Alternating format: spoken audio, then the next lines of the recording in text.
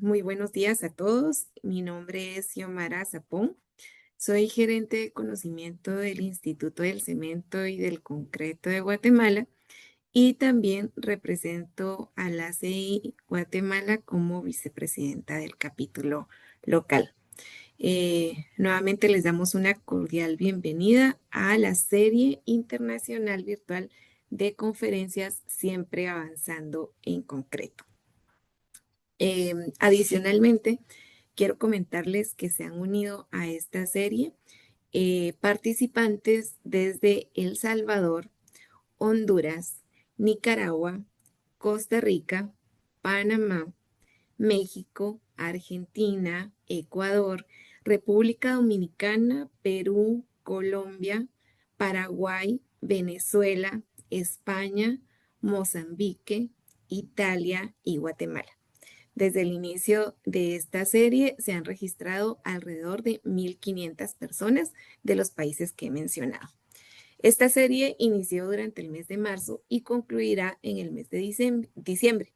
La serie está conformada por 6 conferencias técnicas de una duración máxima de 1 hora, con la participación de expertos tanto nacionales como internacionales que nos han permitido durante estos meses ampliar nuestros conocimientos. Es importante recordarles que para quienes cumplan con el 80% de asistencia al finalizar la serie, lo que significa 5 de 6 conferencias, podrán optar a un diploma, una constancia de participación. La serie es una iniciativa del Instituto del Cemento y del Concreto de Guatemala y del capítulo ACI Guatemala con el apoyo de empresas que tienen presencia a nivel nacional. Estas empresas son Cementos Progreso, Mixto Listo, Holcim y SICA, de quienes tenemos un breve mensaje sobre sus productos y servicios, y en este momento sí les pido que escuchemos el mensaje de nuestros patrocinadores. Hay cosas que son más de lo que pensamos, como en casa, donde los padres se convierten en tus amigos para toda la vida. O esas paredes grises en una construcción que se transforman en un hogar donde se resguardan esas charlas y sonrisas alrededor de la mesa. Más que una escuela, son el lugar donde se concretan los sueños y se forja un futuro prometedor para los más jóvenes. Más que edificios, somos oportunidades de empleo y negocio, porque más que concreto, cada camión que ves pasar lleva desarrollo a todo un país. Somos Mixto Listo. Aunque a veces no estemos a la vista, siempre estamos ahí. Los resultados que logran nuestros productos son muy claros de ver, porque en SICA vamos más allá de lo esperado. Somos una empresa global y desde hace más de un siglo estamos construyendo confianza.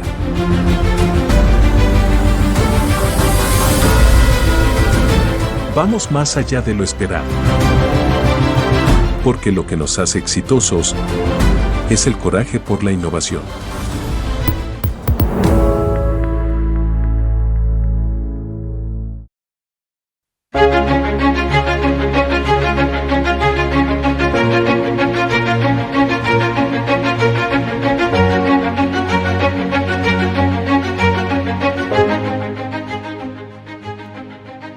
Pero nuevamente nuestro agradecimiento a estas empresas, ya que han apoyado la iniciativa y nos han permitido llegar a ustedes durante todo el año. El día de hoy nos acompaña el arquitecto Juan Caballero, quien nos hablará sobre déficit cualitativo de vivienda, oportunidades para la resiliencia. Juan es CEO de Build Change y cuenta con más de 2 décadas de experiencia, bienvenido Juan, en gestión de proyectos y arquitectura para impulsar prácticas de construcción sostenibles y resilientes a nivel mundial. También cuenta con un profundo conocimiento del desarrollo internacional la planificación e implementación de proyectos, especialmente incluyendo estrategias innovadoras que han tenido un impacto significativo en la resiliencia de la vivienda ante desastres. La trayectoria de Juan en Vilchench desde sus inicios como gerente de proyectos en Haití hasta su designación como CEO refleja su firme compromiso con el fortalecimiento de la resiliencia comunitaria y el desarrollo internacional. Juan, un agradecimiento especial. Gracias por aceptar nuestra invitación. Es un gusto tenerte en este espacio. Siempre que visitas Guatemala es un gusto recibirte y hoy pues también es un gusto que te unas a esta iniciativa que hemos lanzado hace algunos meses. Muchas gracias y vamos a estar atentos a tu presentación. Pero antes de dejarle la palabra a Juan, quisiera recordarles que durante la conferencia tendremos habilitada la sección de preguntas y respuestas. Así que si tienen alguna pregunta, pueden colocarla en esta sección. Al finalizar la presentación de Juan, pues depende del tiempo con el cual dispongamos, podremos responder en vivo algunas preguntas y en caso de que no tengamos el tiempo para poder responderlas en vivo, con gusto las podremos responder después vía correo electrónico, ya que cuando hicieron su registro, pues enlazaron su correo electrónico. Así que sin más, Juan, bienvenido nuevamente y el tiempo es tuyo. En este momento ya te habilitamos para que tú puedas compartir tu presentación y las palabras son tuyas. Muchas gracias, Xiomara. Ahora mismo empiezo a compartir en otro momento. Gracias por la invitación. Siempre es un gusto estar con ustedes del Instituto del Cemento del Concreto de Guatemala. Para los que no saben, tenemos desde Vilchench ya cerca de 10 años de estar, o mejor dicho, 10 años justos de estar yendo y viniendo de Guatemala, trabajando con diferentes personas allá, diferentes organismos, incluyendo el instituto, pero también la Asociación de Ingenieros Sísmicos de Guatemala, de Ingenieros Estructurales, y ONGs como lo fue en su momento PCI y otros, ¿no? Entidades de gobierno y demás. Siempre en el tema de mejoramiento de vivienda. Entonces, hoy vamos a hablar, permítanme y les comparto esta cosa. Vamos a hablar de déficit cualitativo en vivienda y cómo eso puede ser una oportunidad para la resiliencia. Una vez que encuentre el núcleo, aquí está. Acá yo te confirmo cuando ya la podamos ver. Listo. Ya. Solo te faltaría en modo presentación. Ahí vamos.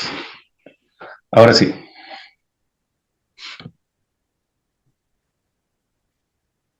Ahí está, perfecto. Bueno, Ya la pues podemos ver. entonces voy a tratar de no comerme todo el tiempo disponible para que podamos tener un poquito de conversación al final, ojalá que así sea, y responder algunas preguntas o extender despejar algunas dudas. El objetivo, como les decía, de la presentación es aclarar, entiendo que es una audiencia más o menos 50% estudiantes, 50% profesionales, entonces me voy a detener a aclarar algunos conceptos para quienes no están tan familiarizados o para quienes no manejan el lenguaje de la misma forma que lo manejamos nosotros en Vilchench, en cuanto a resiliencia, a lo que es déficit cualitativo, que entendemos por eso y que entendemos nosotros como intervenciones de resiliencia en vivienda. A medida que vaya la presentación voy a ir haciendo eso. Voy a tratar de dar una visión general un poco de lo que hacemos, de qué se trata el tema, cuál es el contexto más regional, pero también un poquito más específico en Guatemala, y cuál es la tarea por delante, ¿no? Ojalá que esto pues les resulte muy ilustrativo. Para los que nos conocen, pues ya es un tema en el que hemos estado desde hace días. A ver, para comenzar un examen rápido, un quiz general, les pregunto, y los que puedan colocarlo en el chat, por favor, háganlo. ¿Dónde son estas tres fotografías? A ver qué se les ocurre, en qué lugares podrían ser estas tres fotos. Son tres casas de vivienda de origen informal en tres lugares que aparentemente se parecen un poco, ¿no? Entonces, A ver, no sé, no tengo acceso al chat, entonces no puedo ver sus respuestas, pero casi estoy seguro de que nadie le va a pegar a las tres. Todavía, todavía no Sí. tenemos respuestas, pero pensaría que Guatemala. Ah, Las tres podrían ser Guatemala, podrían ser Honduras o podrían ser cualquiera de estos lugares que están acá. La primera es en Haití, la segunda es en las Filipinas y la tercera es en Guate, en Mixco, propiamente. Como ven, es más o menos el mismo sistema constructivo, más o menos las mismas deficiencias y más allá, más o menos, en otros lugares de la región, pues en vez de bloques de concreto, a veces son ladrillos, a veces son otras cosas, pero generalmente en casi todas partes del mundo donde nosotros trabajamos, que son casi siempre países en vías de desarrollo o economías emergentes, este es el sistema constructivo. Lo que hay diferente a esto es sistemas constructivos históricos o tradicionales que casi siempre están en desuso. La mayor parte de la gente en la actualidad que construye su propia vivienda y la mayor parte de la gente en el mundo construye su propia vivienda, sea directamente o a través de gente que contrata, aspira a una vivienda de lo que en mi país se dice material, de material. Yo soy hondureño y ahí a la gente de eso le dice una casa de material. O sea, una vivienda de materiales pétreos sólidos, casi siempre de concreto o de ladrillo o de algo parecido.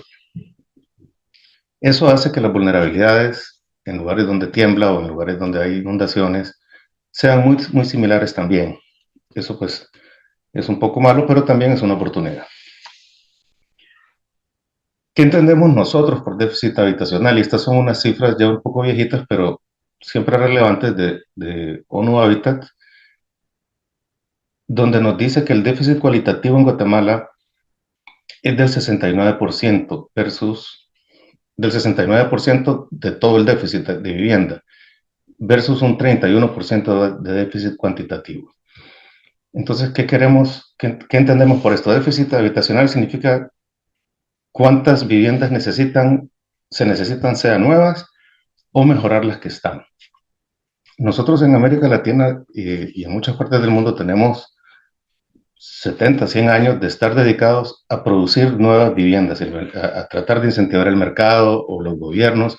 También se han dedicado a construir viviendas de interés social, viviendas de interés prioritario, para solventar un déficit que antes era más que todo cuantitativo de vivienda, era la cantidad de población que estaba creciendo, que sigue creciendo en algunos países, muy poco ya, y que necesitaban viviendas nuevas. Entonces vimos nosotros en toda América Latina, sobre todo en América Central, estrategias en los años 50, 60 de construcción masiva de viviendas nuevas. Desgraciadamente ese mercado pues nunca, esa oferta nunca pudo suplir la demanda por un lado y por otro lado siempre ha habido un desfase bastante grande entre lo que el mercado puede ofrecer y lo que la gente tiene capacidad de adquirir. Eso ha hecho que la gente, la mayor parte de la gente en la región, haya buscado una solución fuera de la formalidad del mercado, es lo que se llama vivienda informal. Y esa solución normalmente, bueno, yo consigo un terreno, lo que pueda, y hago mi casa donde pueda, como pueda, poco a poco. Vivienda progresiva le llaman unos, vivienda autoproducida le llaman otros, vivienda informal le llaman otros. Eso tiene sus ventajas y sus desventajas. Una de las desventajas es que casi nunca ese tipo de producción de vivienda está acompañado de una asistencia técnica, es decir, no tiene el acompañamiento de ingenieros, de arquitectos o de autoridades municipales. Y muchas veces, la mayor parte de las veces, están en zonas de riesgo, están también construidas de una manera que no necesariamente está apta para soportar los desastres naturales a los que están expuestas. En nuestra región, en América Central, normalmente eso es temblores, movimientos sísmicos, inundaciones, tormentas de viento, es decir, huracanes, sobre todo en la costa Caribe, pero también en el interior y en el Pacífico, y algunos otros como ser incendios y demás. En el caso de Guatemala también volcanes y lluvias de ceniza volcánica. Un estudio más reciente de Hábitat para la Humanidad en Guatemala habla de un 90% de viviendas que presentan algún déficit cualitativo. Entonces, hemos visto que la mayor cantidad de necesidad actualmente está en mejorar la vivienda que ya se construyó. Bien o mal, ya se construyó, ahí está.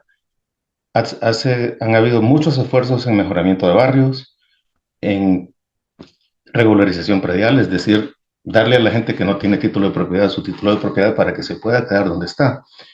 pero han habido pocos esfuerzos desde el sector público y también del sector privado en atender ese déficit cualitativo, es decir, cómo vamos a mejorar esas viviendas.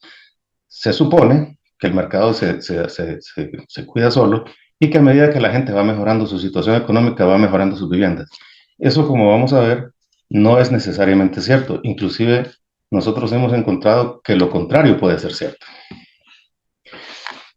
Antes de entrar un poquito más en ese tema, les voy a contar quiénes somos nosotros. Nosotros somos una organización sin ánimo de lucro, basada en Estados Unidos, se llama Build Change, que quiere decir construir cambio en español, fundada hace un poco más de 20 años, 22 años si no me equivoco, por una doctora en ingeniería sísmica llamada Elizabeth Hausler.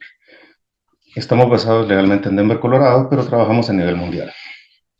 Y nos dedicamos a prestar asistencia técnica a todos los actores de la cadena de valor de construcción, principalmente para reducir los daños y pérdidas económicas causadas por el colapso de vivienda y de escuelas debido a terremotos, desastres climáticos e incendios. Esta es una foto de dos caballeros pegando lámina de zinc en Haití, en un proyecto de reforzamiento. En América Latina nos dedicamos casi exclusivamente al tema de prevención, es decir, atender el déficit cualitativo, atender lo que ya está construido. Las imágenes que ustedes ven abajo son dos de Colombia y una de México. Son las típicas casas de las colonias urbanas de las ciudades latinoamericanas. En este caso lo que ven es ladrillo. En el caso de Centroamérica lo que más vamos a ver es bloque de concreto, un poco de ladrillo también. El objetivo de nuestro programa entonces es darle asistencia técnica, como les decía, a gobiernos, a empresa privada, a ONGs, para que puedan mitigar riesgo y mejorar la capacidad de reacción después de un desastre, pero también mejorar la calidad de vivienda existente para temas climáticos y no solo de desastres. ¿Cuál es el contexto regional? Y en este caso, pues agarro un poquito el ejemplo de Colombia, para como que miremos un poquito más lejos de lo que está tan cerca, a veces es más fácil. Y tenemos un contexto urbano muy denso en Colombia, sobre todo en barrios de origen informal, principalmente causados por el desplazamiento que tuvo que ver con la guerra civil de larga data en el país, lo que hizo que las ciudades crecieran muy rápidamente de manera descontrolada y con viviendas en autoproducción como estas que ven aquí, en un país que está, igual que Guatemala, a orillas del Pacífico, en lo que se llama el Anillo de Fuego, es decir, en la zona de mayor actividad sísmica del planeta. Este tipo de edificación, pues para los que conocen, ni siquiera tengo que decírselos, es muy vulnerable a esfuerzos laterales, que son los que producen los movimientos de terremoto, y está sobre zonas que no han tenido terremotos de consideración grande en muchos años, es decir, que no han habido terremotos catastróficos desde que estas casas fueron construidas, en una zona donde sí hay un alto riesgo de que existan estos terremotos. Así que la vulnerabilidad edificada es muy alta y hay una necesidad de empezar a trabajar duramente en reducir ese riesgo.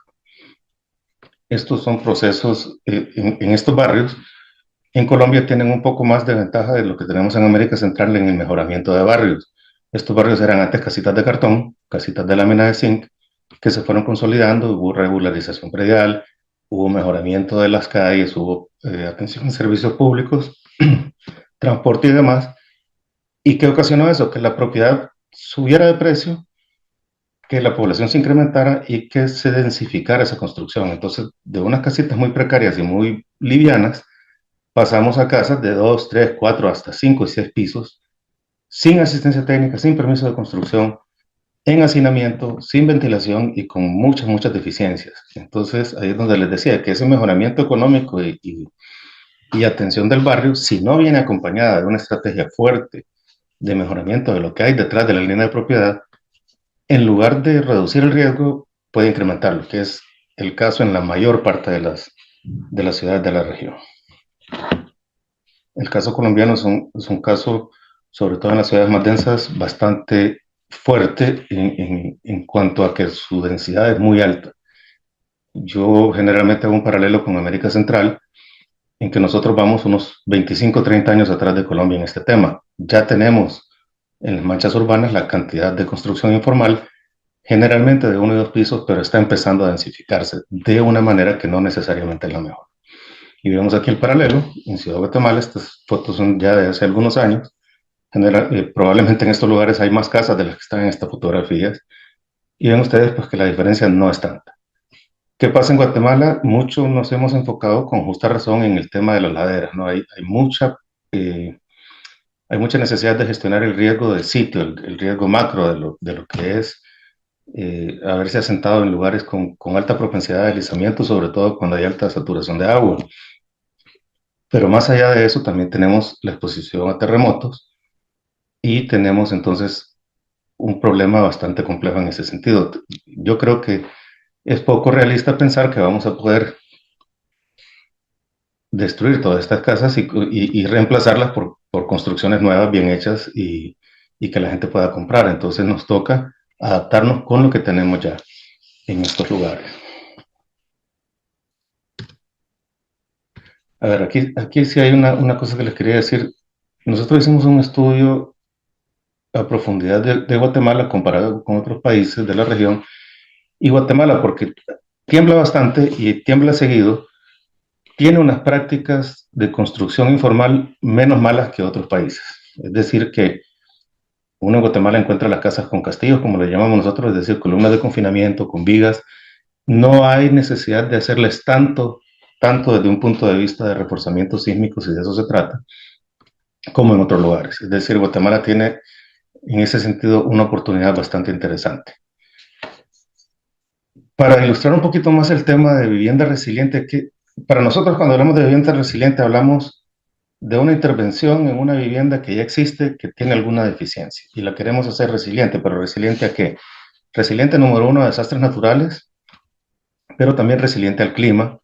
Es decir, como les decía, si nos vamos a meter a intervenir una casa, es una oportunidad de mejorar la habitabilidad en esa vivienda, de mejorar el nivel de hacinamiento, de mejorar la iluminación, la ventilación, además de mejorar la estructura y las necesidades básicas.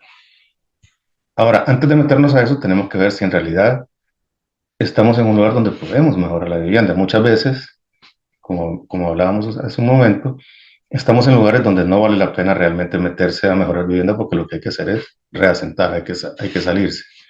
En este caso, en Villatina, en Colombia, pues un deslizamiento de ladera borró una gran parte de un vecindario.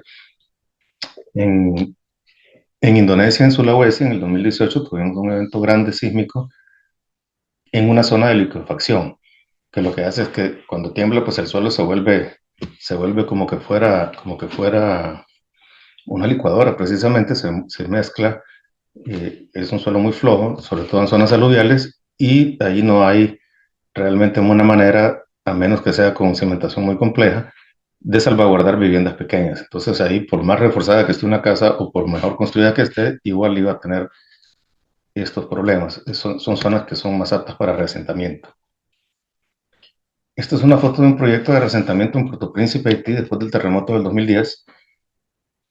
Y son esfuerzos difíciles, caros y complejos. Esta es una casa un poquito surrealista en las orillas de Puerto Príncipe, en una zona alejada de la ciudad, sin fuentes de empleo, muy difícil acceso, muy difícil para prestar servicios, que fue donde el donante pues encontró la posibilidad de poder construir una cantidad grande de vivienda para solventar un problema urgente después de un desastre.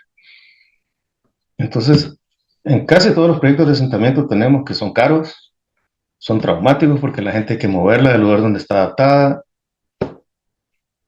y requieren un componente social muy fuerte para evitar problemas más que todo sociales a futuro. En algunos casos extremos, inclusive la gente ha abandonado estos proyectos de reasentamiento para regresar al lugar donde estaba originalmente. Así que esto pues es una de las estrategias, pero es una bastante compleja. La segunda estrategia para vivienda resiliente pues es reconstruir después de un terremoto, después de un huracán, después de un desastre. Este es un caso de Jojutla en México en el 2017, después de un terremoto grande que tuvieron allá. Y en la misma zona en Oaxaca, un poco más al sur, fueron 2 terremotos en ese año, uno detrás de otro, con una semana de diferencia entre uno y otro, menos de una semana. Esta foto para mí ilustra algo que no es tan agradable desde un punto de vista de preservación histórica en arquitectura, pero es una realidad. Lo que vemos al fondo es una construcción tradicional sin reforzamiento de ladrillo, con muros pesados y un techo sin los amarres adecuados de estructura de madera y teja, que en el terremoto pues se falló el techo, se llevó las paredes de encuentro y colapsó toda la vivienda. Al lado tiene una vivienda moderna, fea, no muy agradable, de materiales modernos con columnas de confinamiento y con lo básico a nivel de estructura de mampostería confinada. Por ahí ven afuera de la losa que todavía están los castillos como para hacer el segundo piso. A esa pues no le pasó nada. Y ahí tenemos la ilustración clara de que cosas sencillas pueden hacer diferencias grandes.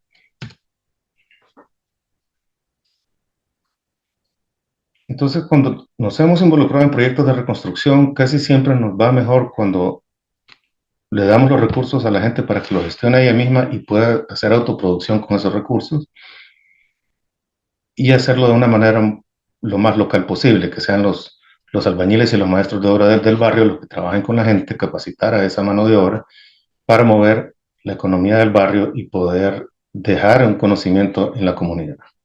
Este es un ejemplo de un proyecto de reconstrucción en el que estuvimos bastante involucrados en Nepal en el 2017, después del terremoto del 2015, que fue un terremoto que afectó una zona muy rural y con daños en muchas viviendas, pero muy dispersos. En ese sentido era muy poco factible poder movilizar profesionales a todos estos lugares y había que trabajar con la gente en cada sitio. Estos son proyectos de reforzamiento estructural que hemos hecho en algunas partes de América Latina. Y aquí es donde me voy a detener un poquito más. El tema de reforzar, mejorar vivienda existente es un tema que tiene varios beneficios con respecto a reasentar o con respecto a tener que reconstruir. Y aquí es donde creo yo que podemos hablar de ciertas oportunidades. Si tenemos necesidad en algunos lugares de la región de intervenir el 50, 60, a veces hasta 80% de la vivienda edificada, pues hay que darle un poquito de pensamiento a cómo lo vamos a hacer y qué cosas nos funcionan y cómo podemos a eso sacarle el jugo. Es un mercado grandísimo, es una oportunidad para emplear profesionales y para emplear también mano de obra de la construcción. Y como les decía, no necesariamente con grandes empresas, sino que con la gente de las comunidades. Aquí hicimos con una ONG que se llamaba PCI, que ahora se llama Global Communities. En Mix, con el 2018, hicimos un proyecto piloto, en un proyecto que tenían ellos de mejoramiento de barrios, financiado por la ya funesta USAID, en el cual hicimos un par de proyectos de reforzamiento estructural en Mixco. Estas eran viviendas informales, son viviendas informales, a las que les agregamos los elementos faltantes de la estructura para poder llevarlas a un nivel de cumplimiento de norma de mampostería confinada y en algunos casos poder redensificar, es decir, poder seguir creciendo en un segundo piso o más de una manera segura. El otro ejemplo que ven es un albañil metiendo un elemento estructural, una columna de confinamiento en una vivienda existente en Medellín en el 2018, en otro proyecto que es con la alcaldía de Medellín de mejoramiento de vivienda existente. En Medellín, si ven la casa que está atrás, no tiene ni una tan sola columna, casi todas las casas son así allá, en laderas, muy parecidas a las de Guatemala, y también con exposición a terremotos importantes. Entonces vemos la diferencia entre los dos lugares, el nivel de presencia de elementos de refuerzo, pues es bastante distinto. A ver, entonces para poder hacer refuerzo o mejoras en vivienda existente, como les decía, pues no es en todas partes. Hay una oportunidad en la primera zona de esta gráfica de poder hacerlo, que es por movimientos sísmicos, por vientos fuertes, en lugares donde el suelo o la zona pues no nos va a dar tantas limitantes, no se va a ir con toda vivienda, sino que podemos trabajar en la vivienda existente. Ya donde tenemos mucho problema de ladera inestable o inundaciones, no de las que son cíclicas de baja intensidad, sino que inundaciones de las que se llevan de encuentro todo lo que está a su paso muy cerca de los ríos grandes o zonas de liquefacción, como les decía, pues ahí, o zonas de tsunami, ahí lo mejor es buscar otras estrategias más tendientes al reasentamiento. Ahora, ¿por qué habríamos de hacer proyectos de mejoramiento y reforzamiento de vivienda existente? pues vean ustedes ahí el mapa que también ya está viejo, de hace varios años, pero tampoco lo hemos cambiado mucho, habla por sí mismo. En Honduras estamos hablando de 57% de déficit cualitativo, Guatemala 67%, Nicaragua 78%, y esto es un déficit cualitativo medido sin tomar en cuenta la vulnerabilidad estructural. Esto es un déficit cualitativo medido en cuanto a condiciones de piso, paredes y techo. Si nosotros le ponemos un filtro de si esas viviendas están o no en condición de alta vulnerabilidad estructural, sea por terremotos, por huracanes u otros desastres, fácilmente esto sube un 30-40%, si no es que más. Entonces, el tamaño del problema, o mejor dicho, de la oportunidad de mercado es muy grande y puede tener impacto en todas estas aristas que les listamos acá y muchas más. Al final de cuentas, una vivienda segura y digna es el principal atributo económico de casi todos nosotros, los que tenemos la dicha de tener vivienda, o la gente que renta también es su principal erogación mensual. Y una vivienda que produce estabilidad, que lo mantiene seguro durante un desastre, que le da un espacio adecuado durante una pandemia como cuando COVID, pues es algo muy importante, que sirve para no solo temas de gestión de riesgos, sino que temas de pertenencia social, de evitar la migración forzada y otro tipo de cosas. Y esto, pues al final de cuentas, no hay nadie que esté en contra de la mejora de la vivienda. Así que, como les decía, es una oportunidad muy grande desde un punto de vista de una tarea pendiente.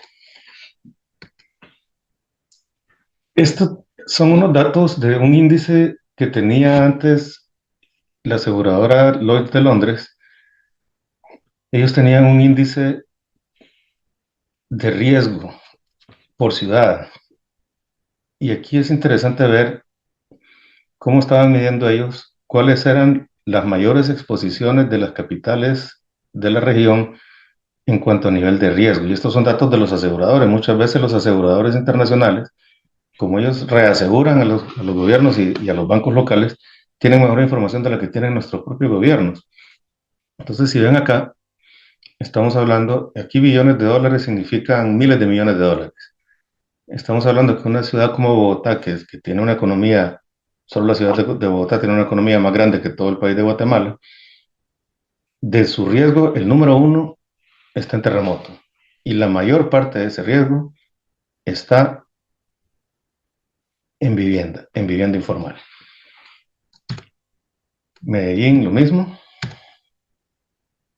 Guatemala, lo mismo. Claro, una economía sensiblemente más pequeña. Esto es Ciudad de Guatemala. Pero la principal exposición sigue siendo en cuanto a terremoto, es decir, en la edificación.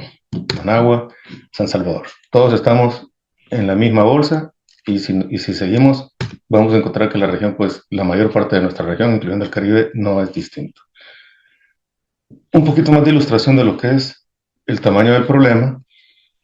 Si nos vamos a lo que es cumplimiento de norma constructiva, o mejor dicho, el Código de Construcción, el Código de Construcción actual en Colombia indica que no se puede edificar en Bogotá construcción que sea de mampostería no reforzada o de mampostería sin confinamiento o semiconfinada. O sea, por la zona sísmica y por el tipo de suelo, es obligatorio que todas las construcciones tengan algún tipo de refuerzo o capacidad de respuesta a movimientos sísmicos. Cerca del 80%, si sumamos en este mapeo que hizo la alcaldía hace unos años de la construcción existente, de casi 1 millón de construcciones, todas las que son amarillas, verdes, estamos mampostería simple, mampostería semiconfinada y adobe, bareque y estructura de concreto, si sumamos todo esto nos da cerca del 80% de la edificación de la ciudad. El día de hoy no podría recibir un permiso de construcción. Tendría que entonces reevaluarse toda esta construcción y de alguna forma reforzarla o adaptarla a las condiciones que requiere la norma actual. Es una cantidad inmensa en una ciudad que tiene arriba de 9 millones de personas. Aquí un poquito más de datos, no me voy a detener en esto porque si no me voy a quedar solo con el problema. Aquí Este es un estudio que hicimos para el Banco Mundial también hace unos años en Guatemala, para ver, como les decía, el tamaño del problema o el tamaño de la oportunidad. Si nosotros tenemos una cantidad teórica que es conservadora y reducida de 100,000 viviendas en Guatemala, entre 1 y 2 pisos, el costo neto de reposición de esas viviendas, o sea, hacerlas nuevas sin hablar de demolición, de acarreos, de nada, solo decir, ok, yo voy a hacer 100,000 casas en Guatemala, anda alrededor de $3,600 millones. A costos, como les digo, conservadores, acabados sencillos y casas pequeñas, casas de 12,000 y 24,000 dólares. El costo de reforzar viviendas existentes de cantidad, de tamaño comparable, anda en 900 millones de dólares. Modelando pérdidas probables por un sismo grande, ya con reforzamiento estamos hablando, o sea, de viviendas reforzadas se puede perder, viviendas no reforzadas se pierde todo lo de arriba, 3,600 millones de dólares, viviendas reforzadas se pierde una fracción mucho menor que eso, 200 millones de dólares. Hicimos un análisis así un poquito muy a lo una servilleta, que hay una oportunidad haciendo proyectos a escala de reforzamiento con una base de 100,000 casas de ahorrar 2,500 millones de dólares en pérdidas por daños en un sismo grande en un lugar como Ciudad de Guatemala y sus alrededores.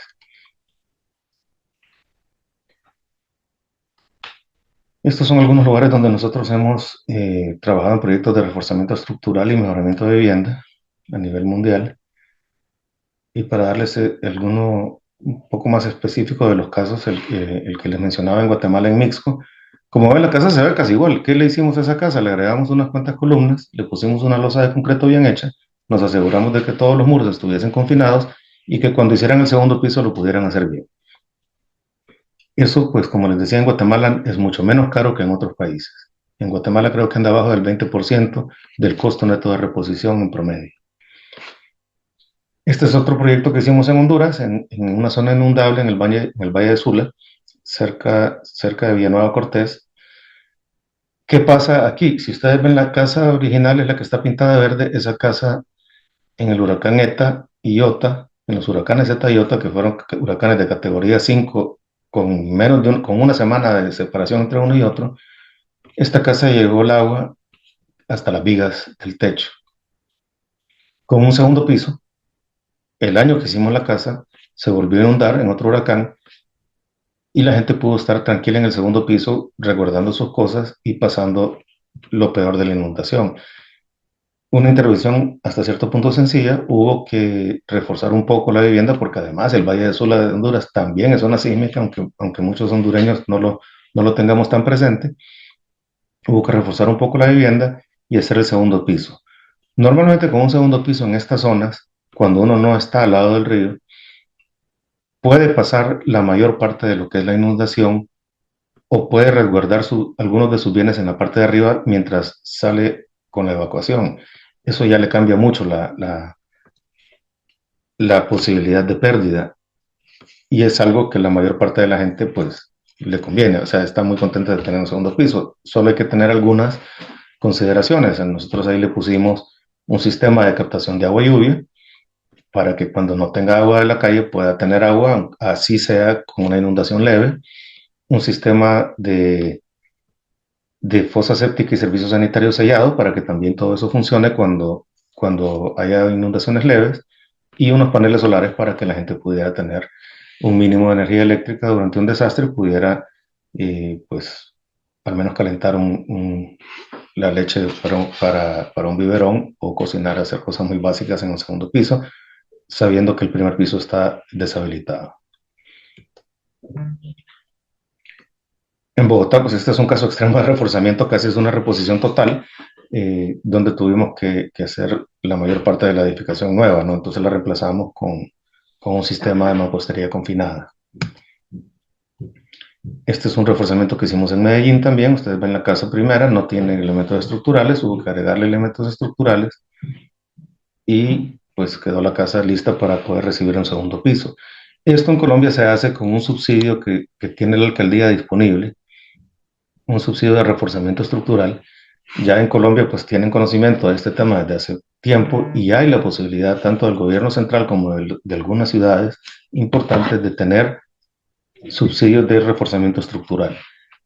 ¿Qué pasa? ¿Qué ha pasado en Colombia? Cuando nosotros llegamos, era muy difícil acceder a estos subsidios porque no habían procedimientos claros de evaluación y diseño de reforzamientos estructurales en viviendas de origen informal. Casi que había que volverlas a hacer del todo, para lo que el subsidio no nos daba. Entonces, trabajamos con profesionales locales y algunos especialistas extranjeros en generar un manual de evaluación y reforzamiento para vivienda de mampostería de origen informal que está ya incorporado en la norma colombiana de la construcción, fue adoptado hace un par de años, y eso permite entonces un proceso fiable y técnico de evaluación, lo que nos da la posibilidad de que mucha gente pueda entonces acceder a esos subsidios. En Guatemala hicimos un esfuerzo similar con la GIES para un manual de evaluación y reforzamiento de vivienda existente que está vigente y con gusto les comparto el enlace al mismo. Lo publicamos junto a la GIES hace ya casi 10 años. Este es un ejemplo de reforzamiento post-terremoto que fue uno de los primeros proyectos donde hicimos reforzamiento estructural de vivienda informal. ¿Qué pasaba en Haití? Había que, en la casa que ustedes ven original, después del terremoto, la opción era demoler toda esa casa y reemplazarla con 18 metros cuadrados de edificación sin ningún tipo de acabado, porque lo que había disponible eran $3.500 para el tema de reconstrucción. Nosotros con esos $3.500 podíamos entonces, en lugar de demoler la casa y reemplazarla por 2 habitaciones sin puertas, sin ventanas y sin acabados de ninguna clase, podíamos, con el método que desarrollamos, evaluar las casas así estuvieran dañadas, hacer un diseño de reforzamiento y reconstruirlas de tal manera que pudieran entonces superar las vulnerabilidades que tenían antes del terremoto y pudieran ser habitables, más o menos en ese mismo nivel de inversión. En Haití, en Nepal desarrollamos un sistema para un sistema constructivo mucho más complejo que es piedra con lodo. Aquí sí no hay reforzamiento de ninguna clase, ni siquiera hay cemento en la mampostería. Es un sistema de reforzamiento interior donde hay algunos elementos de concreto que refuerzan la estructura y se puede entonces hacer una especie de sándwich de concreto con el sistema anterior y poder preservar viviendas que en muchos casos tienen valor histórico, pero que también son bastante grandes y difícilmente se hubieran podido reemplazar con lo que había disponible para el tema. A ver cómo estamos de tiempo, ya estamos un poquito cerrados, entonces me voy a adelantar un poquito en estas diapositivas para hablar un poco más del tema de para qué nos puede servir un proyecto de reforzamiento, además de la mitigación de riesgos. Como les decía, además del tema estructural en terremotos, también estamos hablando del tema crecientemente de adaptación al cambio climático. En Honduras, cuando ETA Iota, en América Central, mejor dicho, cuando ETA Iota, nunca habíamos visto un huracán categoría 5, uno detrás de otro en la misma semana. Eso era algo que se veía casi cada 20 años, ¿no? Vino Mitch en el 98, antes de eso en el 74 Fifi, y antes de eso en el 54 la llena del 54. Entonces, ahora son mucho más frecuentes, mucho más comunes. Vimos en México también hace un par de años el huracán Otis. En cuestión de una noche se convirtió de una tormenta que nadie le hacía caso a un huracán categoría 5, haciendo bastantes daños. Este es el caso que les hablaba de los segundos pisos en Honduras con el tanque captador de agua lluvia y la escalera para el segundo piso independiente. También hemos hecho iniciativas de microfinancieras para adaptación a reducción de calor en lugares como Indonesia y las Filipinas, que también es otro tema de creciente preocupación. Ya en algunos lugares es inhabitable estar debajo de un techo de lámina de zinc en el día. Y mucha de esta gente que vive en estas casas no solo duerme en esas casas en la noche, sino que también trabajan en esas casas durante el día. En el caso de estos clientes de microfinancieras en Indonesia, estamos hablando de mujeres que tienen pequeños negocios en sus casas, sean tiendas, sean costureras o fabricantes de comestibles. Entonces es muy importante poder estar en esa casa con un nivel de confort básico. Esta se me quedó en inglés, pero para darles un ejemplo, un proyecto de mejoramiento de vivienda existente es mucho más eficiente también a nivel de emisiones. Si uno tiene que pensar en demoler, reemplazar viviendas y construir nuevo, la sostenibilidad pues es una cosa que se va un poco por la borda. Cuando uno mejora lo que ya existe, lo que necesita a nivel de unidades de carbono es cerca del 30% de lo que hubiese necesitado si estuviera reemplazando esa edificación. Y con eso creo que llegamos al final y nos quedan todavía 10 minutitos para preguntas y respuestas. Perfecto. No, muchas gracias por tu gestión del tiempo. Voy voy a revisar acá en el área de preguntas. Bueno, primero me preguntaron por chat si es posible tener tu contacto. Entonces, eh, eso ya sería la primera pregunta. Si puedes compartir tu contacto.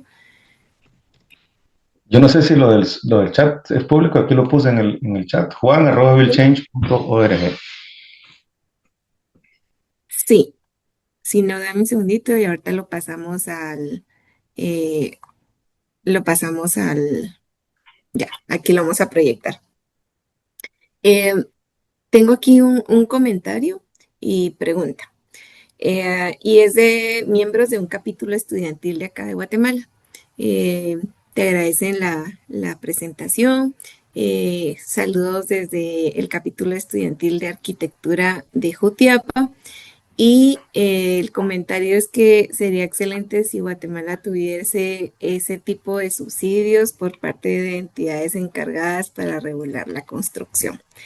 Eh, en realidad, pues es más un comentario. Yo quisiera hacerte eh, una o varias preguntas, Juan. En primer lugar, saber si estos estudios que tú mencionas relacionados con la construcción en Guatemala y que ustedes han realizado es material público, están disponibles en alguna web.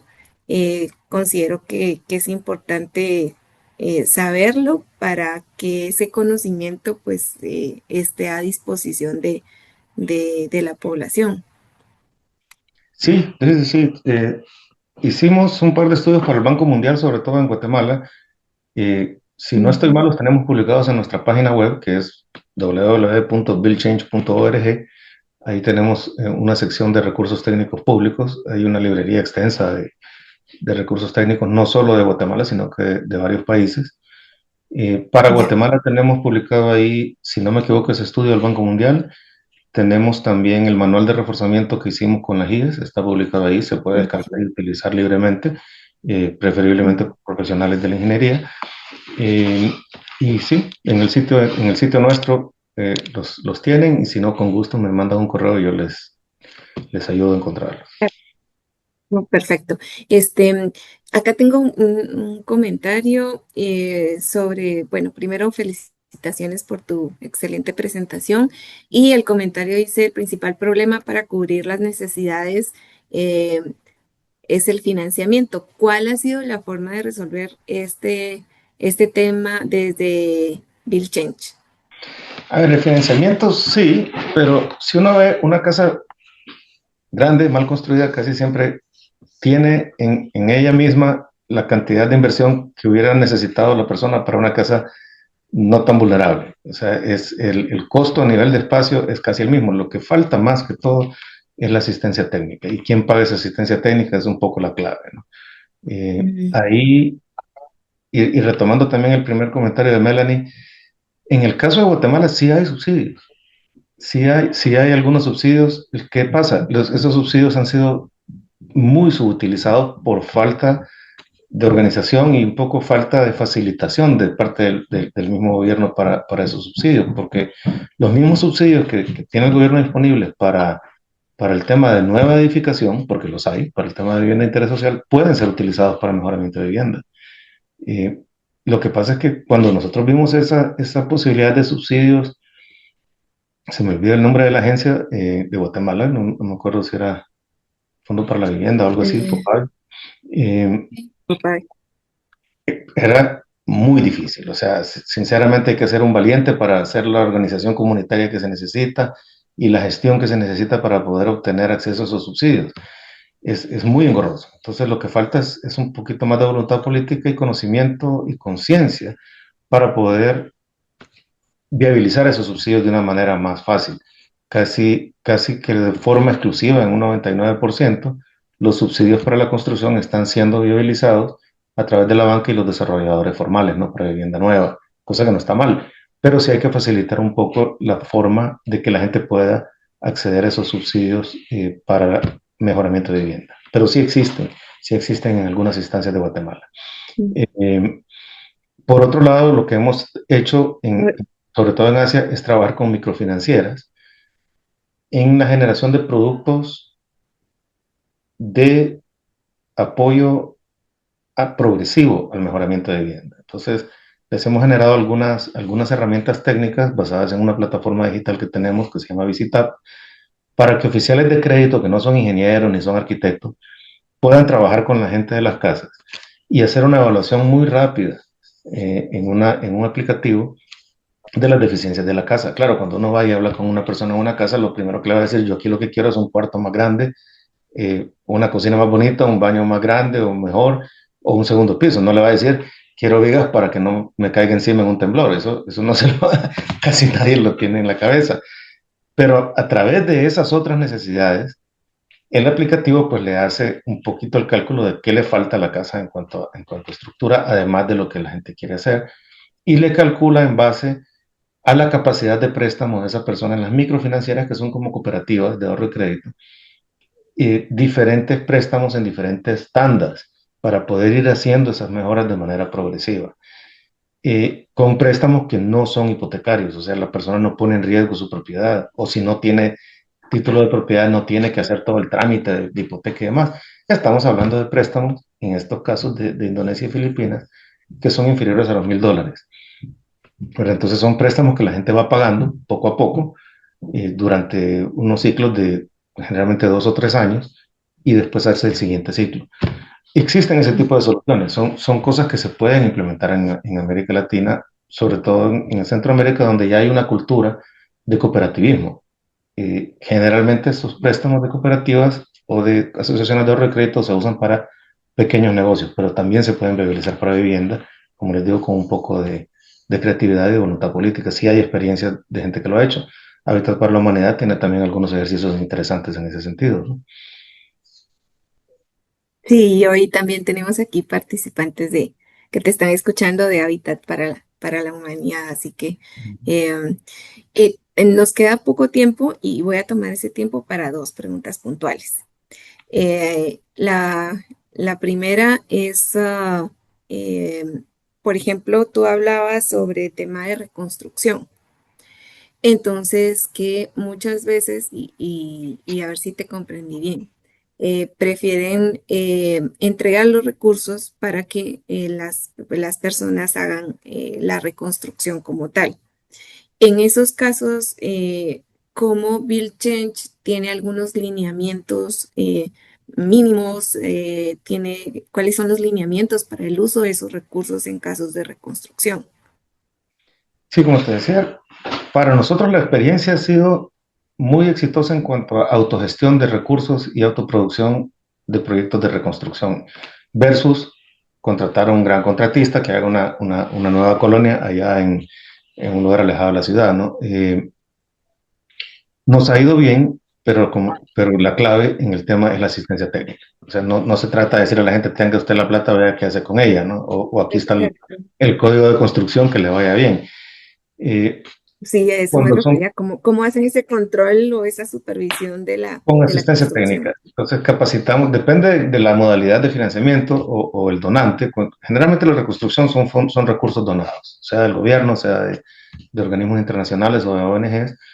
Entonces la clave es poder montar una planilla o una plantilla de personal de asistencia técnica. En México tienen un proyecto muy exitoso de reconstrucción, de autoproducción que hicieron después de esos terremotos del 2017. y era justamente así, era autoproducción de vivienda, de mejoramiento de vivienda, y el gobierno hizo, la CONAVI, la Comisión Nacional de Vivienda, lo que montó todo un sistema de asistentes técnicos, en lo que capacitó a una plantilla de diferentes, de ingenieros, de arquitectos, para poder brindarles asistencia técnica a los receptores del beneficio. Entonces, el beneficio se manejaba directamente a través de la gente, pero con la condición de que el asistente técnico le prestara la ayuda para que las obras fueran hechas de una manera correcta. Entonces ahí es donde está la clave, poder hacer la inversión en la parte de provisión de asistencia técnica, sea desde el ámbito municipal o gubernamental o privado, de tal manera que en el mismo subsidio ya va incluido el costo de esa asistencia incluido técnica. la asistencia técnica. En el caso mexicano, si no me equivoco, era un 8% del presupuesto era para pagar la asistencia técnica, que era obligatoria. Sin eso, pues usted no tiene acceso a los siguientes desembolsos. Entonces ahí se Ya, va metido en la lógica, ¿no? de acuerdo. Y vamos a plantearte la última pregunta. Hay otros comentarios. La mayoría de los comentarios es felicitarte por tu presentación y no los puedo leer uno por uno. Pero la consulta es si ustedes realizan algún análisis de riesgo sísmico o en temas de geotecnia, si eso pues hacen algunos estudios relacionados con estos dos Un riesgos. poco, nosotros nos enfocamos después de eso, o sea, como les decía, normalmente nosotros estamos enfocados en lo que es la edificación propiamente, la gestión de riesgo del sitio, o sea que la geotecnia, los riesgos de más macro, a nivel de escala de barrio, está un poquito fuera del ámbito en que nosotros nos movemos, pero la verificación previa antes de hacer una inversión en una vivienda es precisamente si esa vivienda está ubicada en un lugar de riesgo mitigable, al Mm, menos. No, porque es mentira que vamos a ir, ok, no, aquí solo vamos a trabajar donde no hay riesgo de deslizamiento, donde no hay riesgo de ruptura del suelo o cosas por el estilo. Pero por lo menos ese riesgo, si se puede mitigar o si está mitigado a nivel barrial, entonces sí podemos intervenir en la vivienda. Pero son dos ámbitos un poco diferentes. ya. El ámbito de gestión de Y riesgo también me imagino. es otro. Ujú.